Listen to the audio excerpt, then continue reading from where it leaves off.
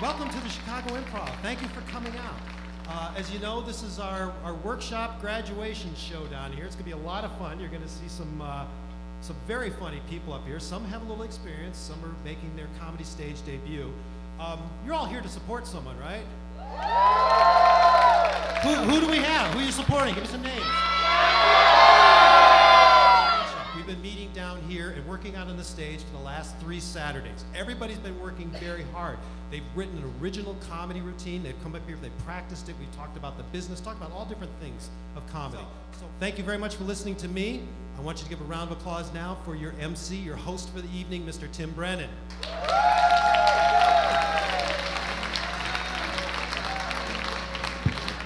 Thank you guys very much. I am your host, Tim Brennan. You guys ready to have a good show tonight? All right. A little bit more about me. I also celebrated my 27th birthday recently. All right. Thanks, man. Other comics, age isn't just a number, it's an applause break.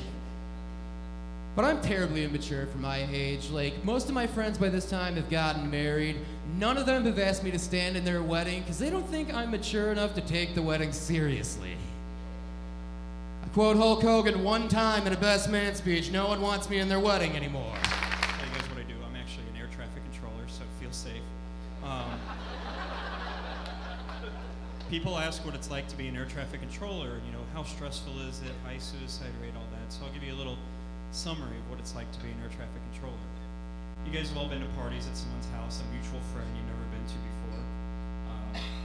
So you go to that house, you had a big dinner, or you ate something that didn't sit right, and you go to use the bathroom, right? You flush the toilet, and you slowly start to see the water rise. You go, oh, this isn't good. So you sit there, and you're jiggling the handle, You start praying. You haven't been to church since your parents made you go. Everything, you're going, oh my God, this can't be happening to me, this can't be happening to me. Punch, punch, punch, punch, punch, punch, punch. Oh no, you see it start to rise, start to rise, start to rise, and it crests, and you go, holy f***, this isn't happening to me. And then it slowly goes back down, and you go, geez. Whew. That's what it's like being an air traffic controller. Thank you. But practicing in the hood does come with the elements of the hood. I went out and bought a foreclosed house that was abandoned. It was full of rats. I'm talking about hood rats from Detroit. They bite and they shoot. Apparently, the parking lot did not come with the building, so when I get to work in the morning, it's like shift change, cracked Central Station. Everybody's coming up to me and telling me what they know about medicine because they all have their PhDs, their pimps and hoes degrees. I don't know what to feel at this point in my life. I know how I feel. How I feel right now, I feel like that kid, like, you know, like those late night commercials, like the kid in like the third world country, right? He's like sitting there, all sad, and like, if you send a nickel and a cup of water, they'll save this kid's life. I'd be the same kid standing there, right? I'd be like a bottle of whiskey and an Xbox, like, please send friends immediately, right? But this time I did because he said we're going to stop after 6 kids. It's like, all right, we'll keep our family small. And I'm glad we stopped because my last one has a handicap. She was born blonde. We don't talk about it much. There's nothing they can do. We tried dyeing her hair dark. You can still tell.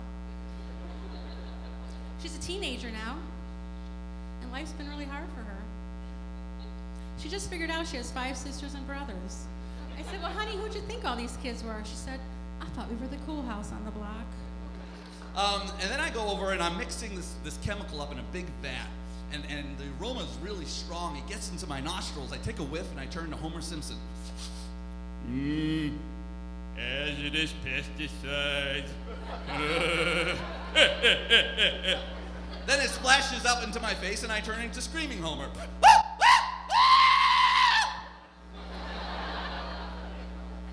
Man, my stepdad actually got a new phone. He had a flip phone for like 10 years. You know, the old Razor? You know, the really thin one? Yeah, it was awesome. It called, it texted, did nothing else. Yeah.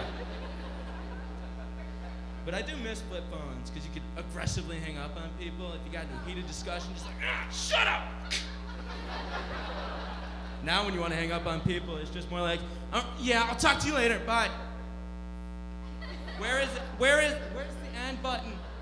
But, you know, there are these like 3 N-words that really keep like destroying my life. Like these N-words are like following me and really like messing me up, and don't get nervous, white people. The N-words are Netflix, Nutella, and naps. They are destroying me 100%.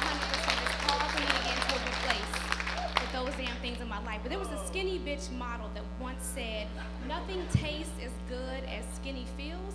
And I'm like, bitch, have you had bacon? Because that shit's delicious. What are you talking about? Órale, ¿cómo estás? ¿Está bien? Yeah, I don't speak Spanish.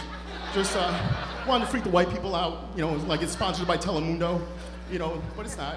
And this guy's like, babe, we can't even heckle him. He doesn't speak English. Which is terrible, but so newly sober, which sucks. 2 years, 2 months actually, 2 months.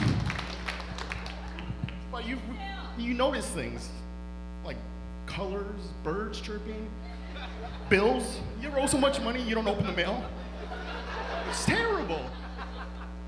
So that's the problem. And problem number 2 is I can't get myself to remember how small I am on a daily basis. And I think the issue is I see myself as this 10-foot tall blue man with 6 arms, razor sharp teeth, who has a battle axe. And that's probably because my mom brought me up Hindu and I believe in blue men with 6 arms. So this idea of myself makes me do reckless things. I mean, the other day my mom accused me of not taking risks. So I got these barely visible side bangs. Who's a risk taker now, Amma? If you like what you've seen tonight and you would like to try this, be on the stage here at the Improv, please see Dave Schwensen after. He'll have his business cards, all the information that you guys will need to come on stage and do this next time with us. That being said, are you ready for your headliner? Are you ready for your headliner? All right, you guys. We're very happy to have him here.